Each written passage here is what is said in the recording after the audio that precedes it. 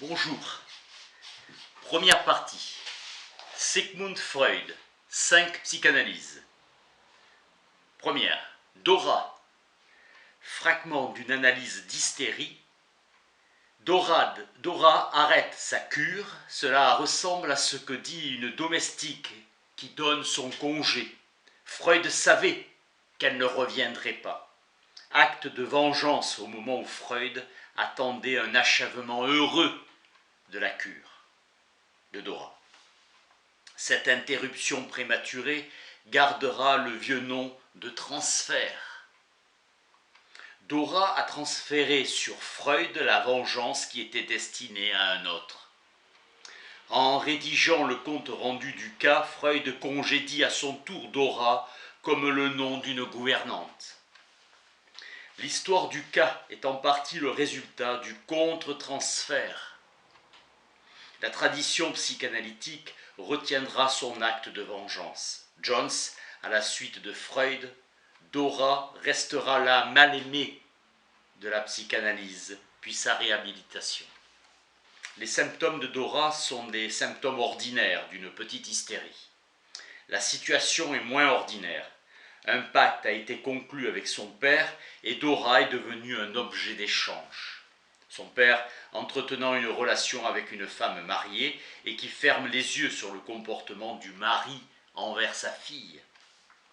Lors du développement, Dora, qui était la plaignante, est devenue coupable. Complice des agissements de son père, du statut de jeune fille, elle sera passée au rang de femme, une femme amoureuse et évincée et jalouse.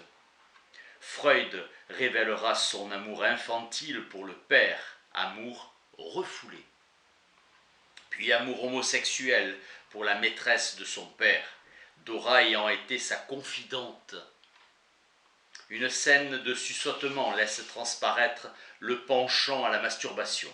Les associations du rêve préciseront le cheminement de pensée.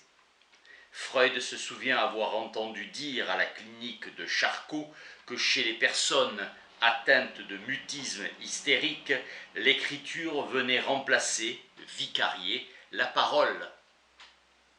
Fonction physiologique substitutive, Dora reprochait à son père de simuler des maladies.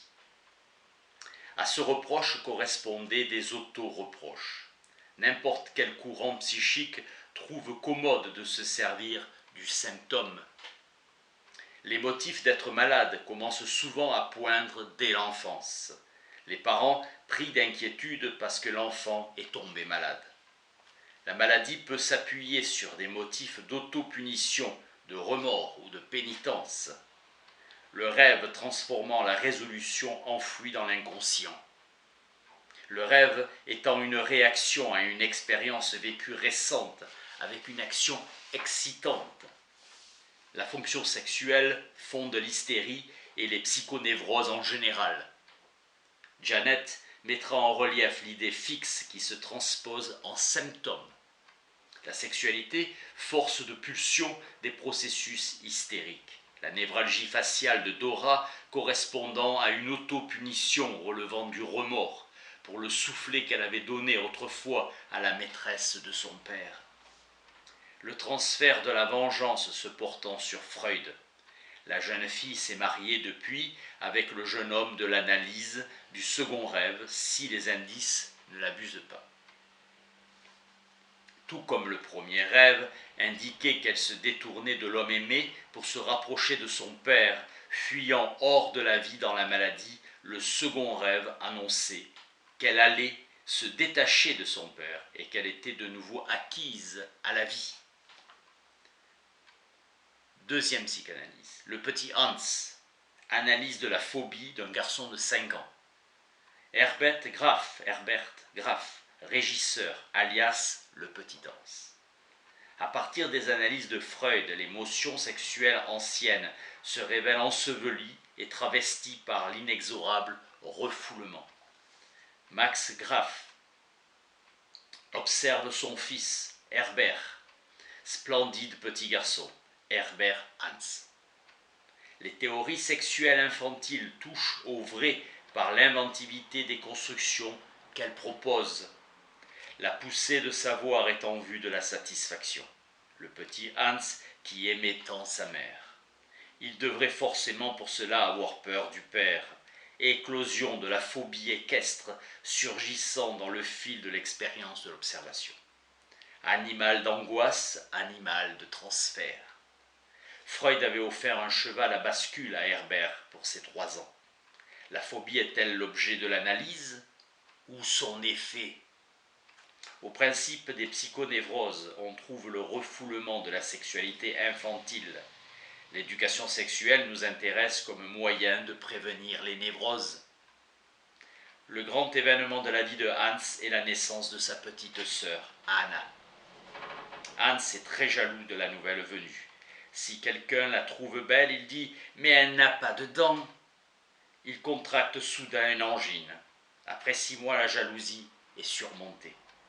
Il devient tendre et conscient de sa supériorité. Le père note tout. Hans pleure, il pensait que sa maman était partie. Plus de câlins égale caresser, rêve d'angoisse. Il a peur qu'un cheval le morde, début de l'angoisse comme de la phobie. Le trouble débute par des pensées d'angoisse, tendresse, puis des rêves d'angoisse. Perdre la mère. Cette angoisse correspondant à une désirance érotique refoulée. Le cheval n'est qu'un substitut pour la maman. Il manifeste maintenant de la peur devant les animaux qui, d'ordinaire, il regarde sans peur. Il a peur des pélicans. Hans demande à son père si le professeur parle avec le bon Dieu pour être capable de tout savoir à l'avance. Il dit qu'il aime bien maman et que c'est pour cela qu'il a peur. En lui, l'amour pour le père lutte envers l'hostilité de son rival, son père. Le père ne le comprend pas encore tout à fait. Freud remarque que Hans se révolte contre lui, non pas effrontément, mais gaiement. Il n'a plus peur de moi, le cheval. La peur est moindre. Il mord le père et s'identifie avec lui. Il a joué toute la matinée avec une poupée en caoutchouc. Freud lui demande s'il voudrait être papa et être marié avec maman. Hans répond qu'il ne voudra pas d'enfant une fois marié avec maman. Hans joue à nouveau avec ses enfants imaginaires. Il raconte, mais avec des résistances considérables. Angoisse issue du complexe de castration. Hans est tombé malade. C'est un enfant disposé à la névrose. Un enfant est suggestionnable. Il se laisse tout imposer pour l'amour du père, pour le remercier de s'occuper de lui. Il développe de la curiosité sexuelle. Dans la constitution sexuelle du petit Hans, la zone génitale est d'emblée celle des zones érogènes, la plus marquée du plaisir.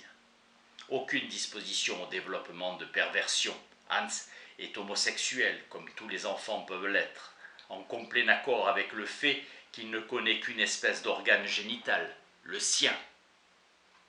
Le but sexuel de ses compagnes de jeu provenait de la mère. Il est vraiment un petit Oedipe, le père doit partir. Hans aime profondément son père, envers qui il nourrit les souhaits de mort. Son intelligence réprouvant la contradiction. Gardons-nous de trouver cette contradiction choquante. La vie des sentiments humains est bien et bien composée de tels couples d'opposés. Amour-haine. C'est la naissance de sa petite sœur qui a eu la plus grande significativité pour le développement psychosexuel de Hans. Les hystéries d'angoisse sont les plus fréquentes de toutes les affections psychonévrotiques. L'hystérie d'angoisse se développe en phobie. Il est dangereux de parvenir à la guérison de la phobie d'une façon violente. La victoire reste au refoulement. Le petit Hans est un névrosé, un héréditaire dégénéré. Il n'est pas un enfant normal. Sa maturité sexuelle est précoce. Il n'est pas le seul enfant atteint de phobie. 2 ans après l'analyse, Freud perdra de vue le petit Hans. Il avait été prophétisé au pauvre garçon de grandes calamités. Privé de son innocence et victime d'une psychanalyse. Rencontre lors de ses 19 ans. Il affirmait se sentir bien. Ses parents avaient divorcé. Il vivait seul. Il lut son histoire de maladie et ne se souvenait de Fin de la première partie.